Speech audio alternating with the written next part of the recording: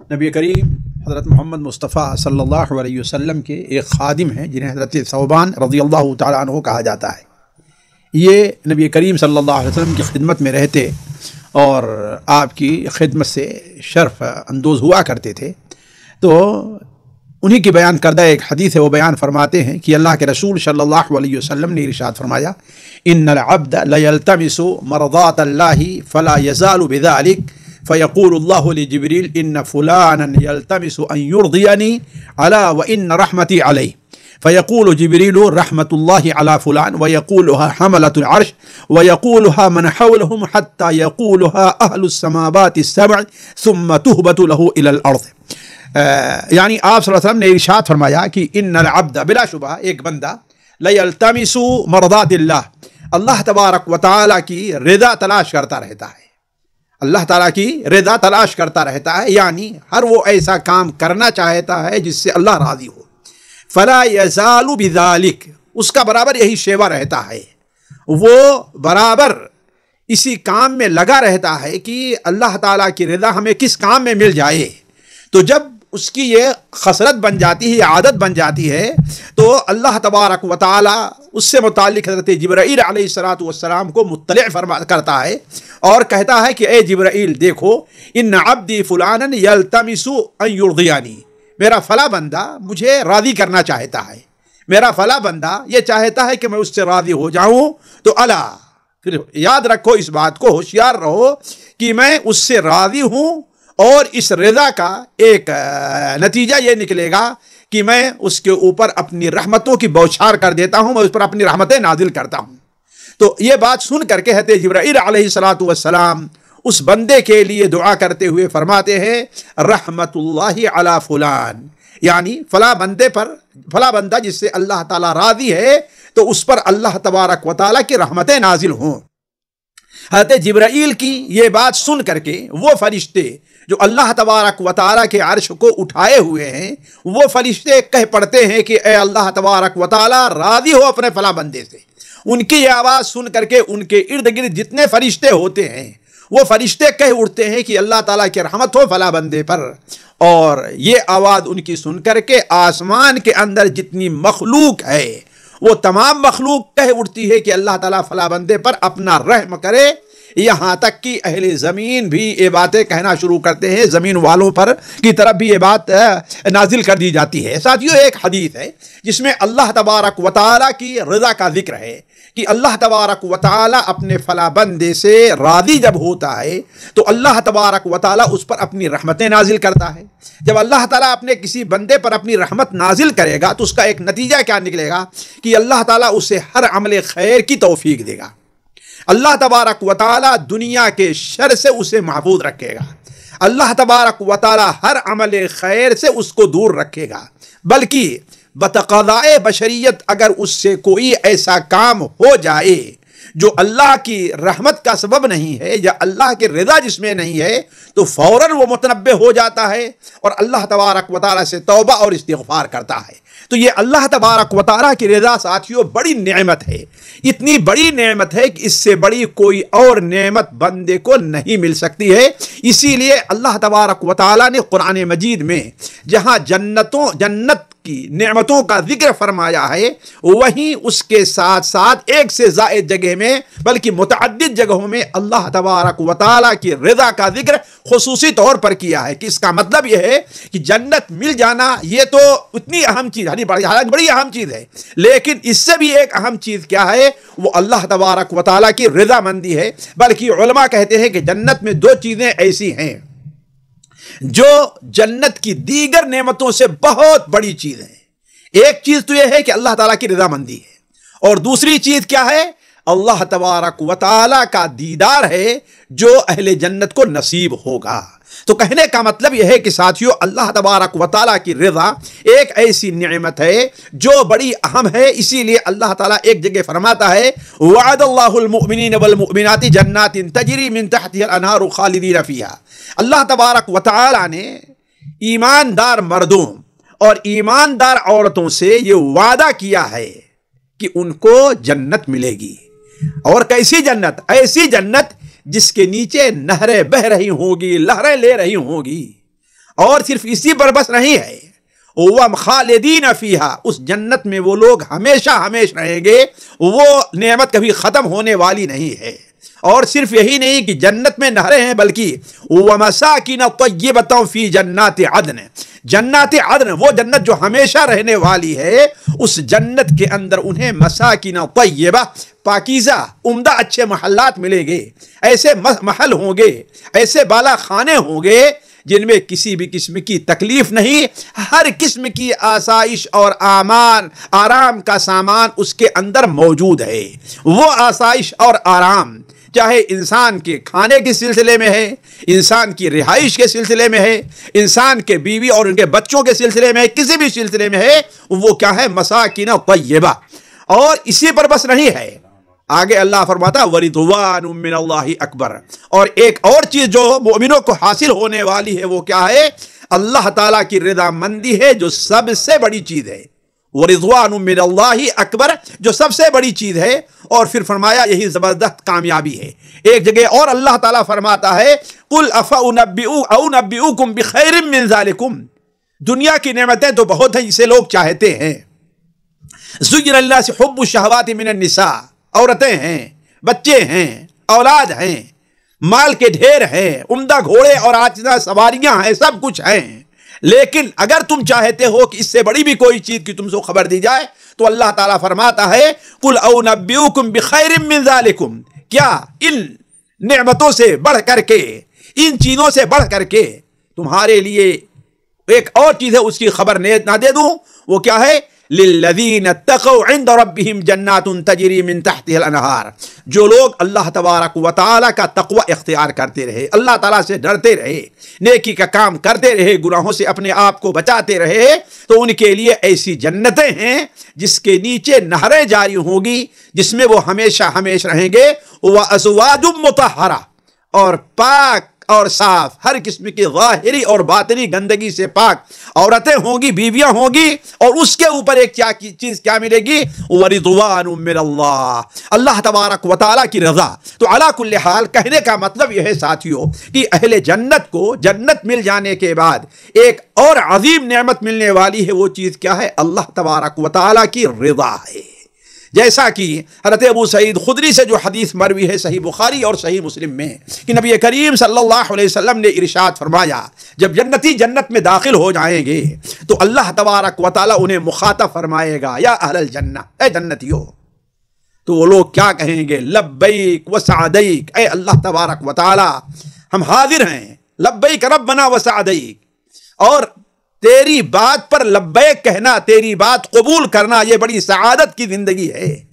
تو اللہ تعالیٰ ان سے سوال کرے گا ہل رضیتم، کیا تم لوگ راضی ہو اس بات پر، جو کچھ تم کو ملا ہے اس پر راضی ہو؟ تو وہ لوگ کہیں گے وما لنا لا نرضى وقد اعطيتنا ما لم تعط احدا من خلقك، اے اللہ تعالیٰ ہم راضی کیوں نہ ہوں جبکہ آپ نے ہمیں وہ چیز دی ہے کہ آپ نے ہم سے پہلے اپنی کسی مخلوق کو نہیں دی ہے۔ تو اللہ تعالیٰ فرمائے گا میرے نزدیک اس سے بھی اہم ایک چیز تمہارے لیے ہے، میں تمہیں اس سے بھی ایک اہم چیز دینا چاہتا ہوں۔ تو وہ لوگ کہیں گے اے اللہ تبارک و تعالیٰ، اب یہ جنت ہے جو ہمیشہ رہنے والی ہے، ہر قسم کی نعمتیں ہیں، ہر قسم کی آسائش اور آرام ہے، یہاں صحت ہی صحت ہے، بیماری نہیں، یہاں ٹھہرنا ہی ٹھہرنا ہے، یہاں سے رخصت ہونا نہیں، یہاں بقا ہی ہے، یہاں پر موت نہیں۔ تو اے اللہ تبارک و تعالیٰ اس سے بہتر نعمت اور کیا ہوگی؟ تو اللہ تعالیٰ فرمائے گا احل علیکم رضوانی فلا اسخط علیکم بعدہ ابدا، آج کے بعد سے میری رضا مندی تمہارے ساتھ ہے، ہم تم سے راضی ہیں، فلا اسخط بعدہ ابدا، آج کے بعد سے کبھی ہم تم سے ناراض نہیں ہوں گے۔ علی کل حال ساتھیو یہ موضوع بڑا طویل ہے، لیکن میں جو آپ کے سامنے جو بات رکھنا چاہتا ہوں وہ یہ ہے کہ جب ہمیں یہ معلوم ہو گئی کہ اللہ کی رضا یہ جنت کی عام نعمتوں سے اعلیٰ چیز ہے اور بڑی اہم ہے، تو سوال یہ ہے کہ ہم میں سے کون وہ بدبخت ہوگا جو یہ نہیں چاہے گا کہ ہمیں اللہ تعالیٰ کی رضا حاصل ہو۔ لہذا ہر انسان کو یہ فکر ہونی چاہیے اور ان مواقع کو تلاش کرنا چاہیے جہاں سے اللہ کی رضا حاصل ہو سکتی ہے۔ نیچے اب آگے ہم چند ایسی چیزیں آپ لوگوں کے سامنے رکھتے ہیں جو بڑی آسان ہے، اگر ہم اس کا اہتمام کر لیں تو اللہ تبارک و تعالی ہم سے راضی ہوگا، اور جب یہاں ہم سے اللہ تعالی راضی ہو جائے گا تو یہاں ہمیں اللہ کی جو نعمت ملنے والی ہے، یعنی اللہ تعالی ہمیں عمل خیر کی توفیق دے گا، شر کو، برائیوں کو ہم سے دور رکھے گا، عمل شر سے ہمیں بچائے گا۔ اللہ تبارک و تعالی ہمیں یہ نعمتیں نوازنے کے ساتھ ساتھ آخرت میں اللہ تبارک و تعالی کی رضا، جو جنت کی گونا کو جو نیک نعمتیں ہیں، ان تمام نعمتوں سے افضل چیز ہے اللہ تبارک و تعالی کی رضا، وہ ہمیں کیسے حاصل ہو سکتی ہے؟ اس کے لیے دیکھیے چند چیزیں ہیں جو ہمیں اور آپ کو کرنا ہے۔ پہلی چیز یہ ہے کہ کوئی بھی عمل کرنے سے پہلے، یہ کام ہے مشکل ضرور لیکن آسانی سے انسان کر سکتا ہے، کوئی بھی عمل کرنے سے پہلے بندہ یہ سوچے کہ یہ عمل اللہ کی رضا کا ہے یا اللہ کی ناراضگی کا ہے۔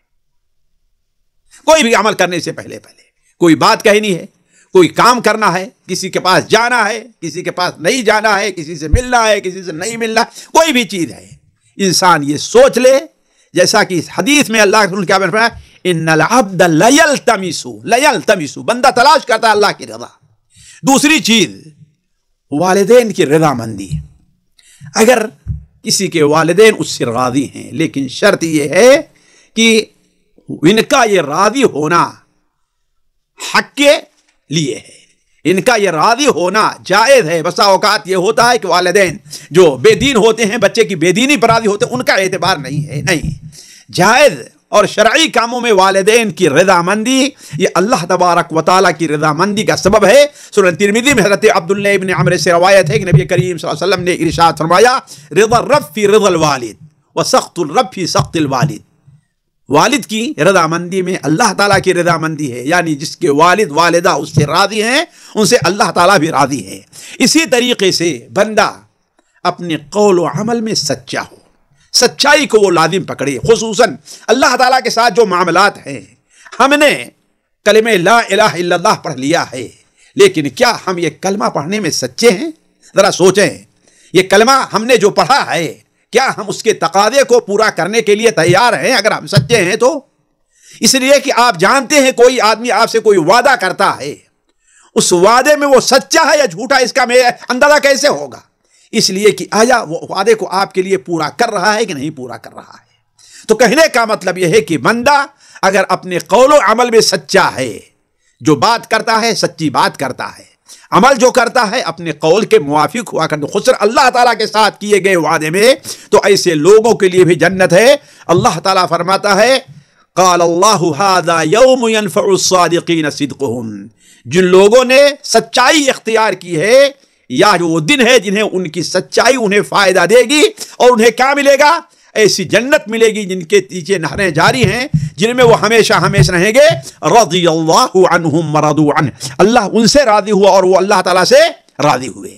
اسی طریقے سے اللہ کی رضا مندی کا ایک مختصر سا اور بڑا آسان سا نسخہ ہے، بس تھوڑی توجہ دینے کی ضرورت ہے۔ وہ کیا چیز ہے کہ اللہ تعالیٰ کی طرف سے تھوڑی اور زیادہ جو روزی بھی میسر آ جائے، بندہ اس کے اوپر راضی ہو اور اس کا شکر، اللہ تعالیٰ کا شکر بجا لائے۔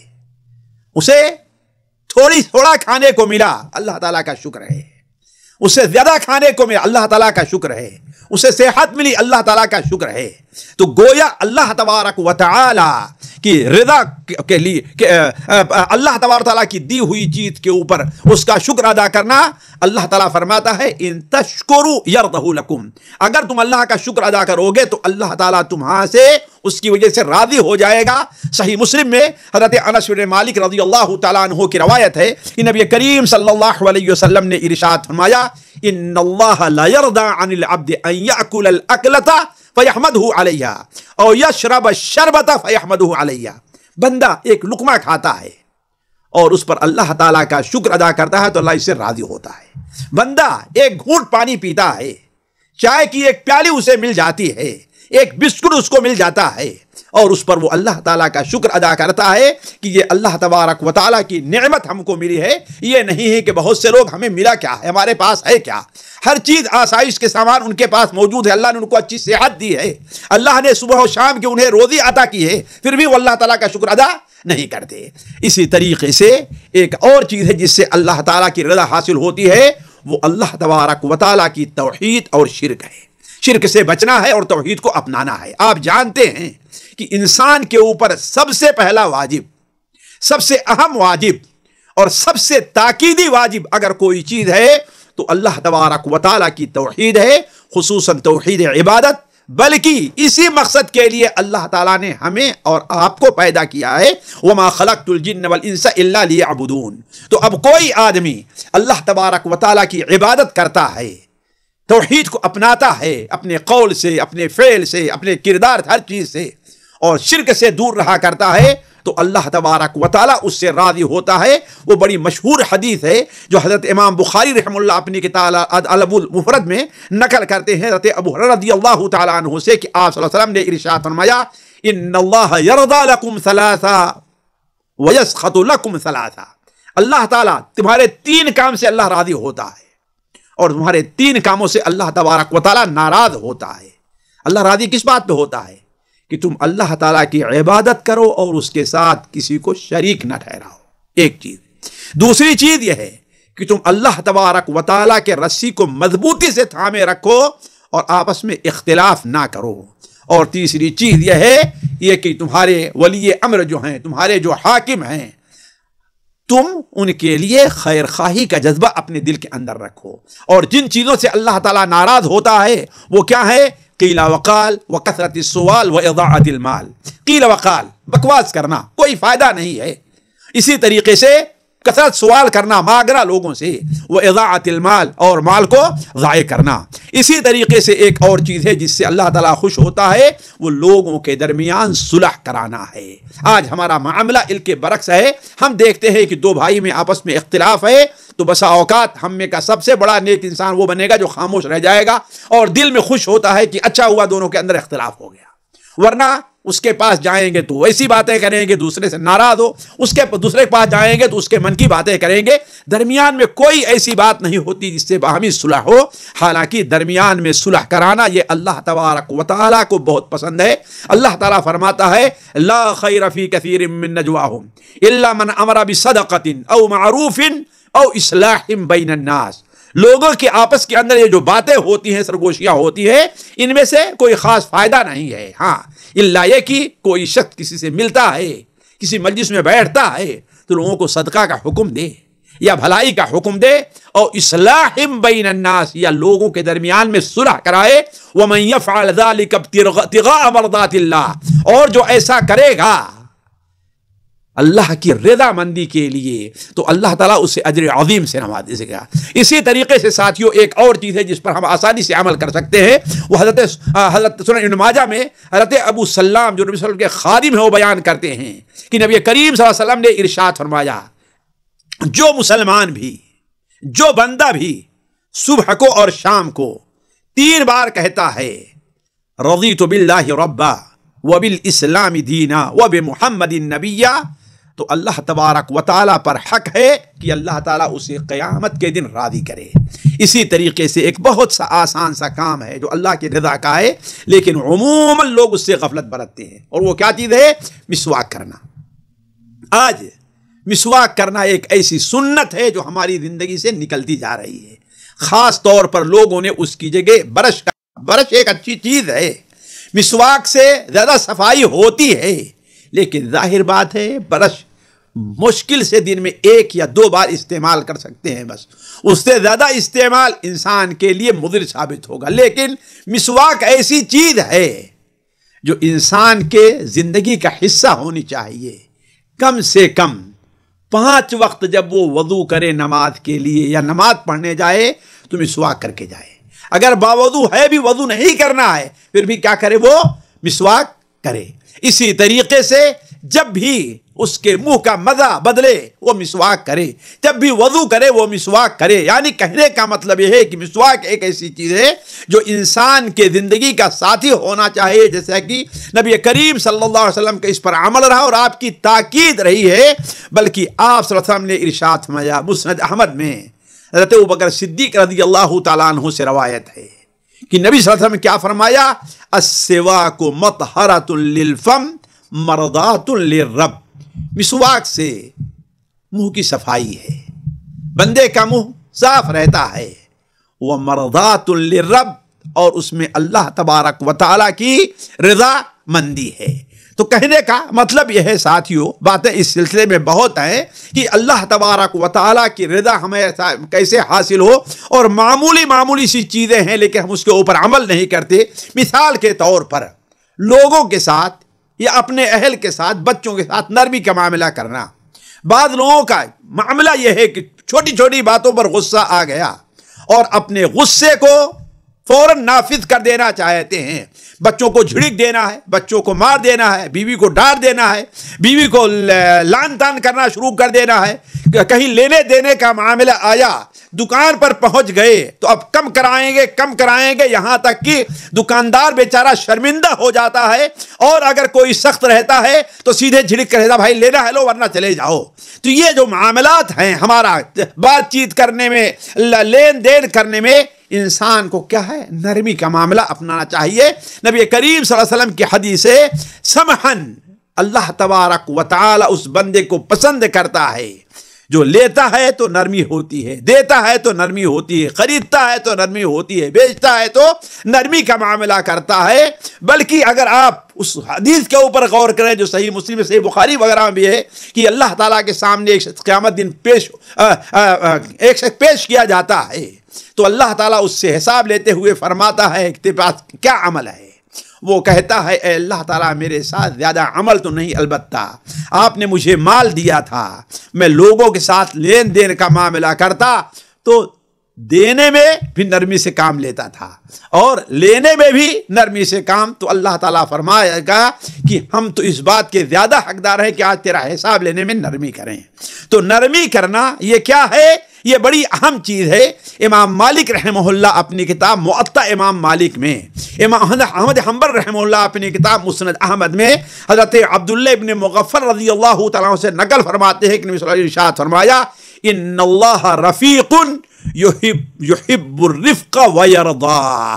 اللہ تعالیٰ نرم ہے، یحب الرفق، اور نرمی کو پسند کرتا ہے، ویرضا، اور نرمی پر راضی ہوتا ہے۔ نرمی کرنے والوں کو اللہ تبارک و تعالی پسند کرتا ہے۔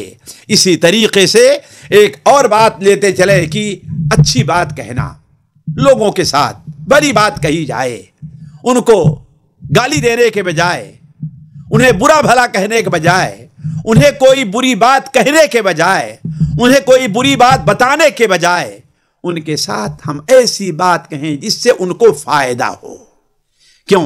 نبی صلی اللہ علیہ وسلم کی اس حدیث کے اوپر غور کریں جو صحیح بخاری وغیرہ میں بھی ہے، لیکن یہاں ہم صحیح بخاری میں حضرت ابو ہریرہ کی روایت ہے، لیکن ایک روایت بلال ابن حارث المزنی کی ہے جو مسند احمد وغیرہ میں ہے کہ آپ صلی اللہ علیہ وسلم نے ارشاد فرمایا، ان الرجل لیتکلم بالکلمۃ من رضوان اللہ، اللہ تبارک و تعالیٰ کی رضا مندی کی ایک بات کوئی بندہ کہتا ہے، کوئی لمبی تقریر نہیں ہے، کوئی لمبی کتاب نہیں لکھ ڈالی ہے، کوئی لمبے جملے نہیں ہیں، صرف ایک بات بندہ اللہ کی رضا مندی کرتا ہے۔ اسی ساتھیوں ایک قابل اعتماد آدمی مجھ سے بیان کیا کہ ایک شخص پٹرول بھرانے آیا کرتا تھا، اور وہاں پر پٹرول بھرنے والا جو تھا وہ کوئی فلپینی ایسے علاقے کا تھا۔ تو جہاں تک جانتے ہیں یہاں پر امت عادت ہوتی ہے، تو وہ شخص اس سے کیا کہتا تھا؟ انت مسلم کہتا تھا نہیں، اور صرف کہتا اسلام کوئی، اسلام اچھا ہے، بس اتنا کہتا تھا۔ یہی چیز سبب بن گئی کیا؟ اس شخص کے بعد میں اسلام قبول کرنے کی۔ تو ان العبد لیتکلم بالکلمہ من رضوان اللہ، اللہ تعالیٰ کی رضا مندی کی ایک بات بندہ کہتا ہے اور وہ نہیں سمجھتا کہ اس کا اتنا بڑا فائدہ ہونے والا ہے، لیکن اسی کلمہ کی وجہ سے اللہ تعالیٰ قیامت تک کے لیے اس کو اپنی رضا مندی لکھ دیتا ہے۔ آپ جا رہے ہیں کسی کو ایک بھلی بات کہہ دیں کہ بھائی چلو نماز پڑھو. آپ جا رہے کوئی دینی مجلس ہے, اس کے لیے آپ نے کہا ارے بھائی آئے دینی مجلس کے اندر آئیے, اسی میں اگر وہ آ جائے اور ایک بات سیکھ لے گا جس سے اس کی زندگی بن گئی, تو گویا اس کا فائدہ آپ کو قیامت تک ملتا رہے گا. تو کہنے کا مطلب یہ ہے کہ اللہ تعالیٰ کی رضا کی جو چیز ہے اس میں ایک بات کیا ہے, اچھی اور مفید بات بھی ہے. اللہ تعالیٰ سے دعا ہے کہ اللہ تعالیٰ ہمیں اور آپ کو اپنی رضا مندی تلاش کرنے, اپنی رضا کے کام کرنے کی توفیق عطا فرمائے. السلام علیکم ورحمۃ اللہ وبرکاتہ. کرام, ہمارے علمی اور عوامی دروس اور سوال و جواب کی مجلسوں سے آپ خود بھی مستفید ہوں اور اپنے دوست و احباب کے ساتھ بھی شیئر کریں. عین ممکن ہے کہ آپ کے شیئر سے کسی کی اصلاح اور آپ کے لیے صدقہ جاریہ بن جائے. واٹس ایپ پر اسلامک میسج حاصل کرنے کے لیے نمبر نوٹ فرمائیں. یعقوب عزیز 00966 508959 واٹس ایپ سوال جواب گروپ میں ایڈ ہونے کے لیے نمبر نوٹ فرمائیں. عبدالسلام عمری 00966 502627 نمبر بھیجتے ہوئے نام اور پتہ ضرور لکھیں. اسی طرح ہمارے یوٹیوب چینل اسلامی دعویٰ کو ضرور سبسکرائب کریں تاکہ ہماری ہر نئی اور اہم ویڈیو کی اطلاع آپ کو فوری حاصل ہو جائے. تمام دروس, مقالات اور سوال و جواب سیریز کے لیے ہماری مشہور ویب سائٹ www.islamidawah.com کا مشاہدہ کرتے رہیں. السلام علیکم ورحمۃ اللہ وبرکاتہ.